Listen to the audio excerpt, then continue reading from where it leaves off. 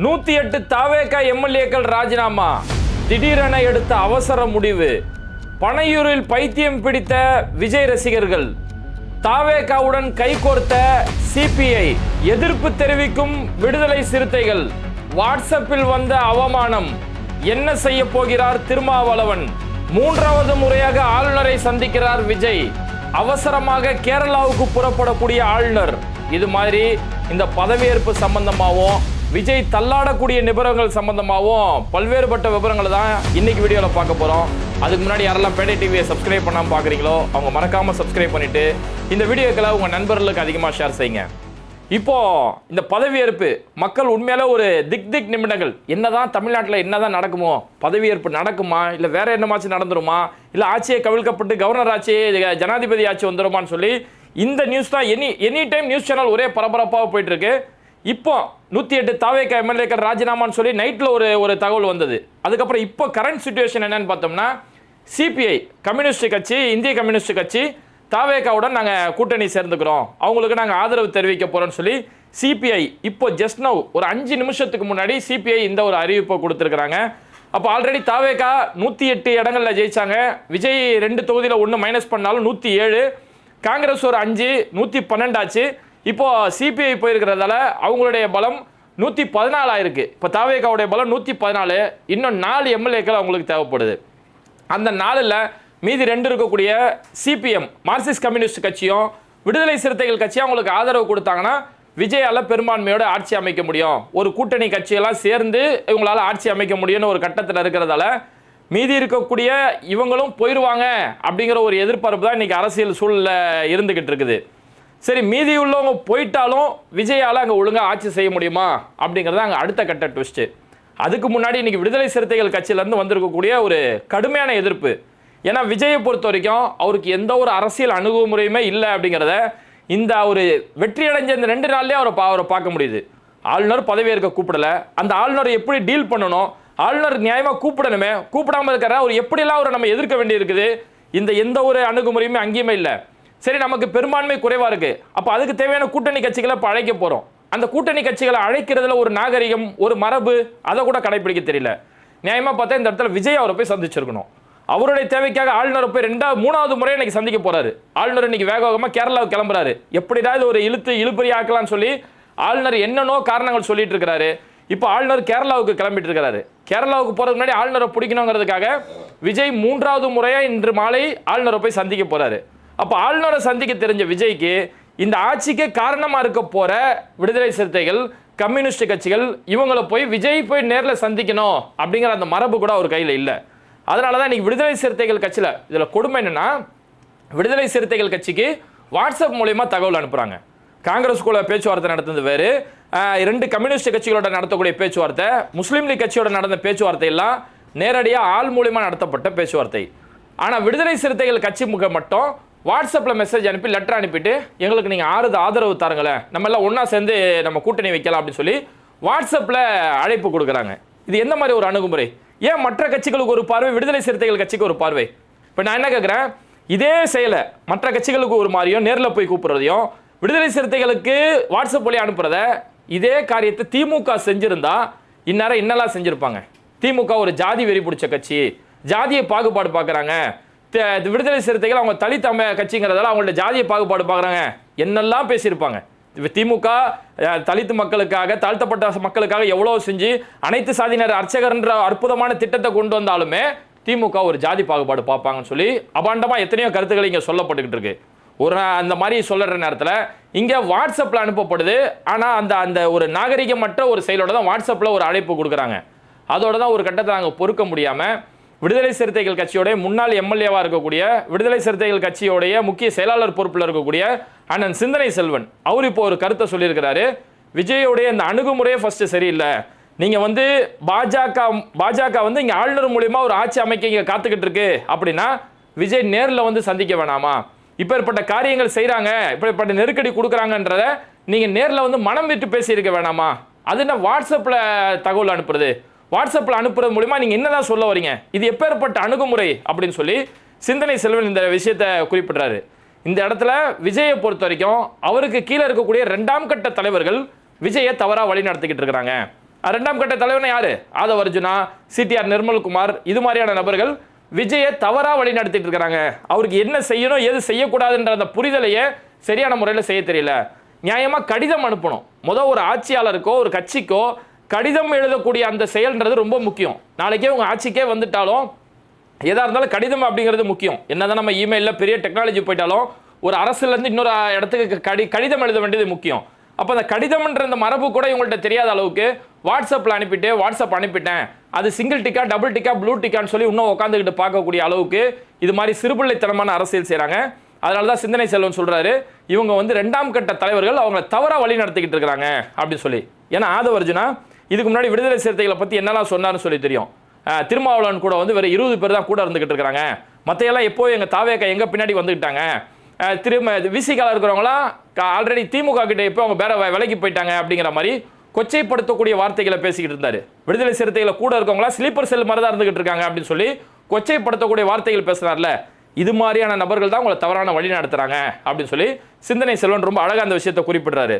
அது மட்டும் இல்லாமல் அடுத்த ஒரு சொல்லக்கூடிய ஒரு வார்த்தை, மன்னராட்சியை ஒட்டுமொத்தமாக ஒழிச்சு கட்டிட்டோம் அப்படின்னு சொல்லி விஜய் நீங்கள் குறிப்பிட்டீங்களே, அந்த மன்னராட்சி நீங்கள் எந்த திமுகவை குறிப்பிட்டீங்களோ அந்த திமுக கூட தானே இந்த கம்யூனிஸ்ட், இந்த விடுதலை சிறுத்தைகள், இந்த காங்கிரஸ் இருந்தாங்க, அவங்கள உங்கள் ஆட்சிக்கு துணையாக நீங்கள் கூப்பிடுறீங்களே, இது எந்த வகையான நியாயம்? இது ஒரு நகைமுறைனா உங்களுக்கு தெரியலையா அப்படின்னு சொல்லி அடுத்தடுத்த பாயிண்ட் ரொம்ப அடுத்தடுத்த பாயிண்ட்ல ரொம்ப அழகாக அந்த இடத்துல குறிப்பிடுறாரு.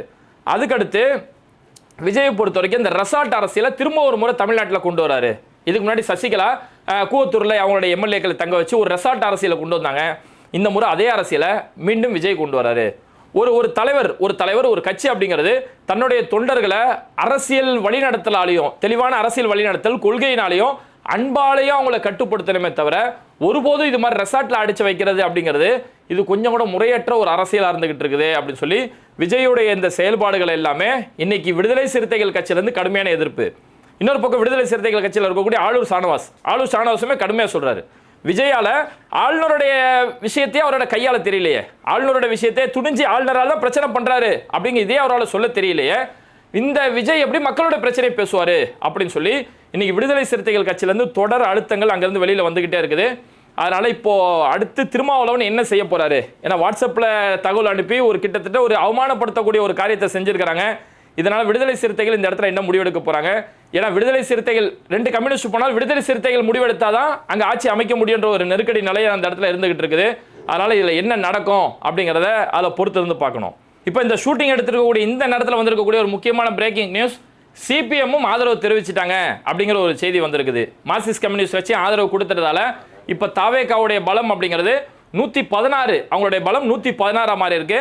அடுத்து விடுதலை சிறுத்தைகள் அவங்களுடைய அந்த 2 எம்எல்ஏக்குள்ள முடிவில் தான் மீதி விஷயமும் இருக்கு. ஓகே, இப்போ இதையும் தாண்டி ஊடகங்களில் நியூஸ் 18, தந்தி டிவி பல சேனல்களில் வந்திருக்கக்கூடிய ஒரு முக்கியமான செய்தி என்னன்னா, 108 தாவேகா எம்எல்ஏக்கள் ராஜினாமா செய்வதாக தகவல் அப்படின்ற ஒரு தகவல் வந்தது. அதாவது இது எல்லாமே தகவல். இந்த தகவல் அப்படின்னு வந்தாலே இந்த செய்தியில் கொஞ்சம் உஷாராக இருந்துக்கோங்க. திமுக அதிமுக கூட்டணி வைக்க போறாத தகவல் அப்படி சொல்லி ஒரு தகவல் முன்னாடி எடுத்து ஒரு உருட்டு தகவல் வந்துச்சு இல்லையா, அந்த தகவலை தொடர்ந்து திமுகவும் அதிமுகவும் கூட்டணி வச்சிருவாங்களாம், திமுக வெளியிலிருந்து ஆதரவு கொடுத்து எடப்பாடி பழனிசாமி முதலமைச்சர் ஆக போறாங்களாம். அப்படி ஒரு வேலை நடந்தா தாவேகாவுடைய 108 எம்எல்ஏக்களுமே நாங்கள் ராஜினாமா செய்ய போறோம் அப்படின்னு சொல்லி ஒரு முடிவு எடுத்திருக்கிறாங்களாம். எப்படி ராஜினாமா? இந்த செய்தி வெளியிடக்கூடிய ஊடகங்களுக்கு கொஞ்சமாச்சும் மனசாட்சி, ஒரு ஊடகாரம் ஏதாவது ஒன்று இருக்குதா? எப்படி ராஜினாமா செய்ய முடியும்? இன்னும் எம்எல்ஏவே ஆகல, எம்எல்ஏ ஆகாதவன் எப்படி போய் ராஜினாமா செய்ய முடியும்? அப்படியே ராஜினாமா செஞ்சாலும் அந்த ராஜினாமா யாருக்கு லாஸு? தாவேகாவுக்கு தான் லாஸ்.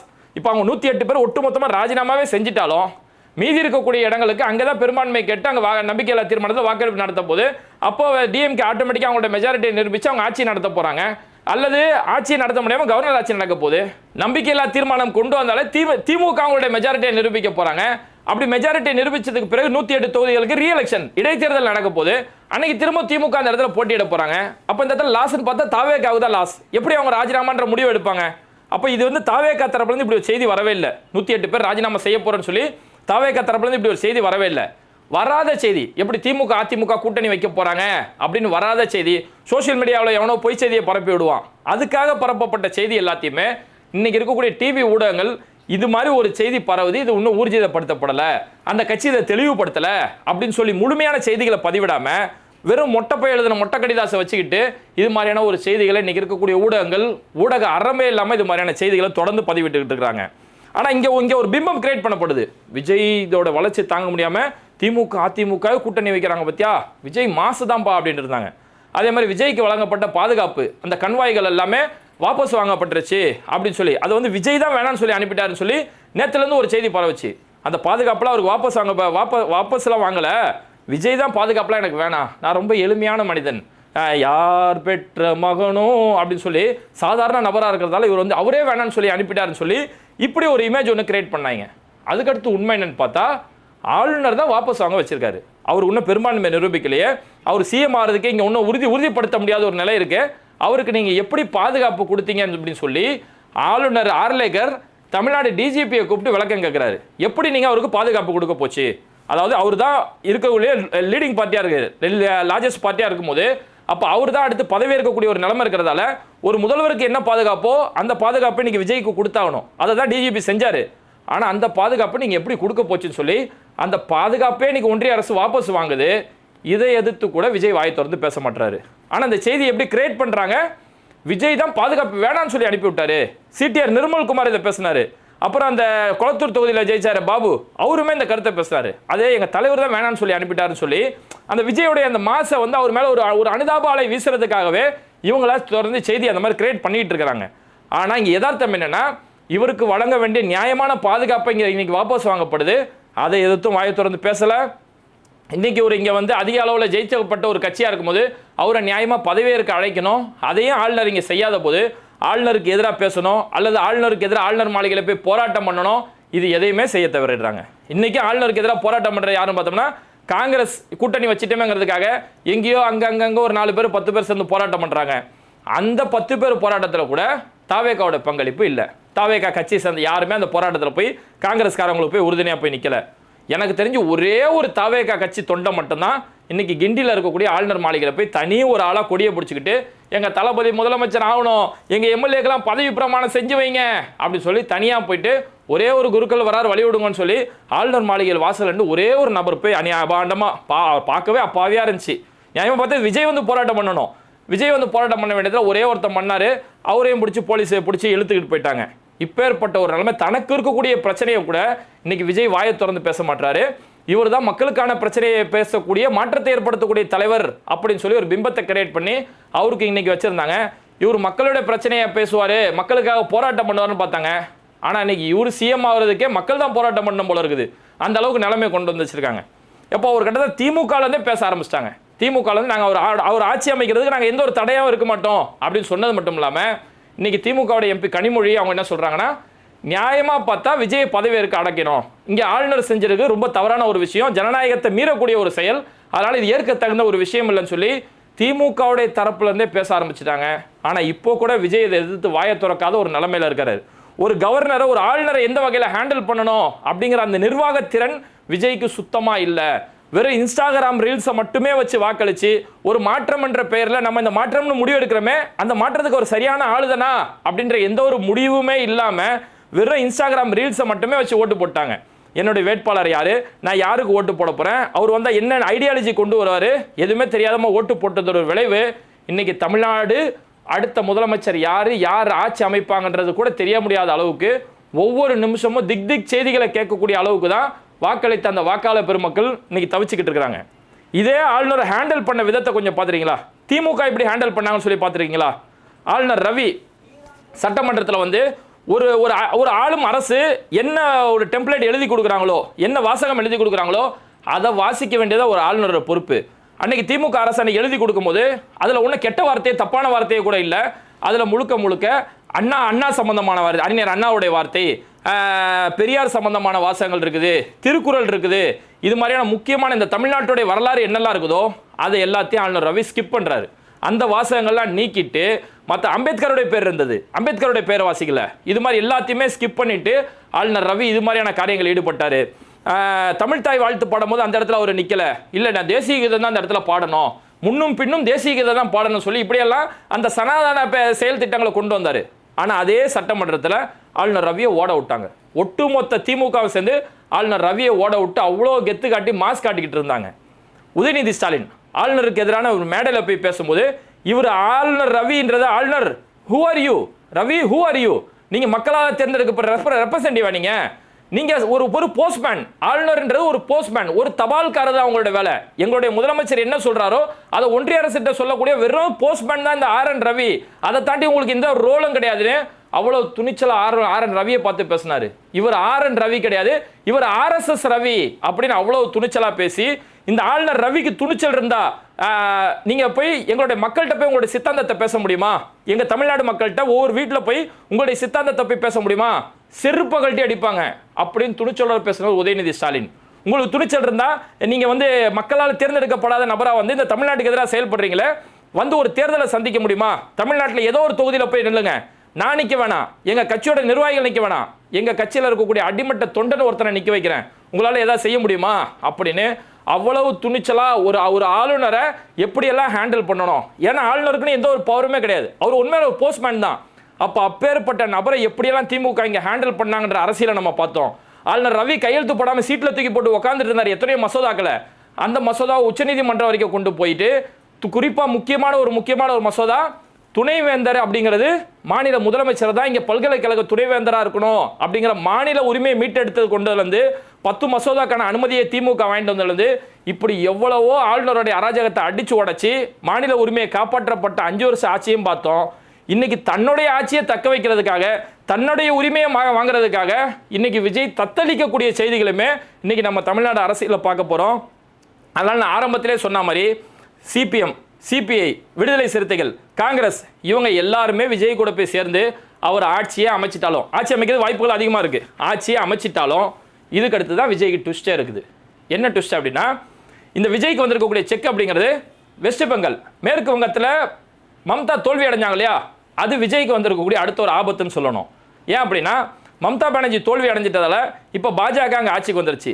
இப்போ PM ஸ்ரீ திட்டம் வெஸ்ட் பெங்கால், தமிழ்நாடு நீங்கள் 2 பேர் தான் உனக்கு கையெழுத்து போடணும்னு கேட்டாங்களா, வெஸ்ட் பெங்காலில் இப்போ கையெழுத்து போட்டுருவாங்க. விஜய் கையெழுத்து போடுவாரா மாட்டாரா, அது ஒரு ஆபத்தா? அடுத்த ஆபத்து, பாஜக இத்தனை காலமாக எதிர்பார்த்தது வெஸ்ட் பெங்காலில் எப்படியாவது CAA சட்டத்தை கொண்டு வந்துடணும். இந்த வெஸ்ட் பெங்கால் தான் அதுக்கு அவங்க வச்சிருந்த டார்கெட். CAA சட்டம் கொண்டு வரதுக்கு வெஸ்ட் பெங்காலில் தான் முக்கிய ஒரு குறிக்கோளாக வச்சுருந்தாங்க. இப்போ CAA சட்டத்தை அவங்க கொண்டு வருவாங்க. வெஸ்ட் பெங்கால் அவங்கள ஆட்சி இருக்கிறதால CAA சட்டத்தை ஈஸியாக கொண்டு வரதுக்கான அடுத்த கட்ட மூவ் எடுப்பாங்க. அப்படி மூவ் எடுக்கும்போது விஜய் சட்டமன்றத்தில் CAAக்கு எதிராக தீர்மானம் நிறைவேற்றுவாரா அப்படிங்கிற ஒரு பெரிய இது இருக்குது. ஏன்னா விஜய் இது வரைக்கும் தாவேகன்ற ஒரு கட்சியா, ஒரு பார்ட்டியா CAAக்கு எதிராக பேச முடியும். இப்போ அவர் ஒரு கவர்மெண்ட்டாக அதை செய்ய முடியுமா, ஒரு அரசா விஜயால் செய்ய முடியுமாங்கிறது தான் விஜய்க்கு முன்னாடி இருக்கக்கூடிய ட்விஸ்ட். ஆளுநரை எதிர்த்து பேசாத விஜய், ஆளுநர் பின்னாடி பாஜக இருக்கிறதால இதே எதிர்த்து பேசாத விஜய், பாஜக கொண்டு வரக்கூடிய CAA சட்டத்தை எதிர்த்து எப்படி பேசுவார்? விஜய் பேசாமல் இருந்தாலும் அவர் கூட கூட்டணியில் இருக்கக்கூடிய விடுதலை சிறுத்தைகள், கம்யூனிஸ்ட் கட்சிகள் அதை விட மாட்டாங்க. நீங்கள் இதை கண்டிப்பாக பேசணும், இதுக்கு எதிராக தீர்மானம் நிறைவேற்றணும்னு சொல்லி இந்த கூட்டணி கட்சிகள் அழுத்தம் கொடுப்பாங்க. அப்போ கூட்டணி கட்சிகளோட அழுத்தத்தை இவர் பார்ப்பாரா, அல்லது பாஜக கொடுக்கக்கூடிய அழுத்தத்தை பார்ப்பாரா? எந்த வகையிலுமே போக முடியாமல் விஜய் தத்தளிக்கக்கூடிய ஒரு நிலைமைகள்லாம் ஏற்படும். ஒருவேளை விஜய் பாஜகவுடைய அழுத்தத்துக்கு அடிபணிஞ்சா அவருக்கு இங்கே கூட்டணி கட்சிகள் திரும்ப வாபஸ் வாங்கி போய் அந்த ஆட்சி கவிழ்க்கிறதுக்கு காரணமாகும். அல்லது கூட்டணி கட்சிகளுடைய பேச்சை கேட்டு தீர்மானமோ பாஜகவுக்கு எதிராக இவர் செயல்பட்டார்னா பாஜகவுடைய அடுத்தடுத்த அழுத்தங்களை இவர் சந்திப்பாரா, அதை எதிர்கொள்வாரா அப்படிங்கிற அடுத்தடுத்த சிக்கல்கள் எப்படி பார்த்தாலும் விஜய் அவர் ஆட்சி அமைச்சதுலேருந்து அடுத்து அவருக்கு பல வகையான ட்விஸ்ட்டுகள் காத்துக்கிட்டு இருக்கு. ஏன்னா இப்போவே புஷி ஆனந்த் சொல்ல ஆரம்பிச்சிட்டாரு, உங்கள் முன்னாடி இட்டுன்னு போகிற விஷயத்தில் இப்போ உங்களுக்கு பல வகையான ஆஃபர்லாம் காட்டுவாங்க, யாரும் நீங்கள் எதுக்கும் விலை போயிடக்கூடாது, 10 கோடி உங்கள் முன்னாடி வச்சாலும் தலைவரோட ஃபோட்டோ இந்த பக்கம் நீங்கள் வச்சுக்கணும், தலைவரோட ஃபோட்டோவை பார்த்துட்டு எதுக்கும் நீங்கள் மயங்கிடக்கூடாது அப்படின்னு சொல்லி இப்போவே புஷி ஆனந்த் அவங்களுடைய எம்எல்ஏக்களுக்கு அட்வைஸ் கொடுக்கக்கூடிய அளவுக்கு இவங்களோட நிலைமை போனதால், அதனால் இனி இவங்களோட எம்எல்ஏக்கள் நிலை என்ன ஆக போகுது, அதெல்லாம் தாண்டி இவங்க ஆட்சி அமைப்பாங்களா, ஆட்சி அமைச்சாலும் அந்த ஆட்சி 5 மாதமா 5 வருஷமா அப்படிங்கிற பல வகையான ட்விஸ்ட் நடந்துட்டு இருக்குது. என்னெல்லாம் நடக்க போகுதுங்கிறத வெயிட் பண்ணி பார்ப்போம். இது மாதிரி வீடியோக்களை தொடர்ந்து பார்க்குறதுக்கு மறக்காமல் பேட்டை டிவியை சப்ஸ்கிரைப் பண்ணிவிட்டு இந்த வீடியோக்களை உங்கள் நண்பர்களுக்கு அதிகமாக ஷேர் செய்யுங்க. இணைந்திருப்போம். மிஸ்டர் பர்ஃபெக்ட் எக்ஸ்ட்ரா கோல்டு திருமணமான ஆண்களுக்கு திருப்பு முனையை ஏற்படுத்தும் ஹலாலான இயற்கை வியாகரா. 60,000க்கும் மேற்பட்ட திருப்திகரமான வாடிக்கையாளர்கள், 500க்கும் மேற்பட்ட வாடிக்கையாளர்களுக்கு குழந்தை வரமும் கிடைத்துள்ளது. வயதான பலகினமா, சுகர் பலகினமா, இனி கவலை வேண்டாம். உங்கள் இல்லறம் நல்லறமாக அமைய உடனே ஆர்டர் செய்யுங்கள். மேலும் விவரங்களுக்கு கீழுள்ள எண்ணை அணுகுங்கள்.